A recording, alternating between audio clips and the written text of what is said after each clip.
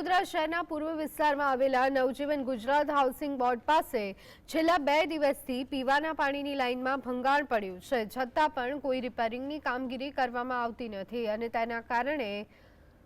હજારો લીટર પાણીનું વેડફાટ થઈ રહ્યું છે। કહેવાતી અને કાગળ પરની સ્માર્ટ સિટી વડોદરા શહેરમાં પાલિકા તંત્ર એક તરફ નગરજનોને પીવાનું શુદ્ધ અને પૂરતા પ્રેશરથી પાણી આપવામાં નિષ્ફળ નીવડી રહ્યું છે, ત્યારે બીજી તરફ પીવાના પાણીની લાઇનમાં ભંગાણ થતાં